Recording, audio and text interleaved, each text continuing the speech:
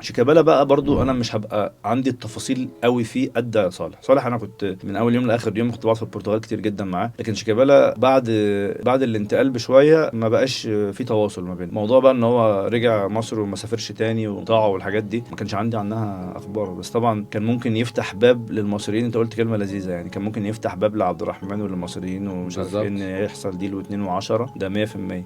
قفل الباب ده 100% برضه، بس ما قفلوش لوحده يعني، قفل الباب ده هو واللعيبه كلها اللي رجعت. بس طبعا شيكا كان اكبر صفقه فيهم كجماهيريه، نادي جماهيري جدا هناك وهو لعيب مشهور جدا، فكانت حاجتين لو كانوا لضموا على بعض كان الموضوع هيبقى في حته تانية خالص. بس ممكن هو برضو شيكا يعني طبعا نجم فوق العاده يعني في مصر طبعا وفي الخليج وفي كل حته طبعا.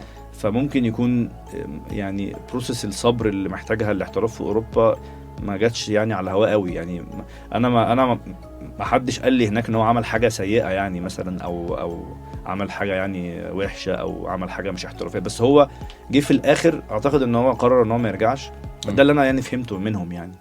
قالوا لي الشيكا فين ما يرجعش وبتاع، قلت لهم والله وكيله اسمه سمير عبد التواب تقدروا تتواصلوا معاه، لان انا فقدت التواصل معاه خلاص. فخلاص يعني حتى ما كلمت سمير، انا كنت كده التواصل يعني مع شيكا قليل جدا، كان بيبقى عن طريق سمير عبد التواب اللي هو وكيله وانا وسيط في الموضوع. لكن بعد كده فقلت لهم خليكم بقى معاه، لان انا يعني في الاخر برضه ترجع للعقليه اللي هي زي صالح برضه ما ساعدش نفسه يعني شكلها من بره، بس انا الملابسات مش عندي عشان بس اقول كلمه تحسب عليا. حد مثلا ضايقه ما اعرفش دي رجع ليه، ما اعرفش فعلا، ما اعرفش رجع وما سافرش تاني، ايه السبب، كان بيفكر في ايه، دي حاجه ما اعرفهاش يعني. بس كان هناك دايما رئيس النادي بيقول للناس انا شيكابالا زي ما اشتريته من الزمالك هبيعه بفلوس اكتر.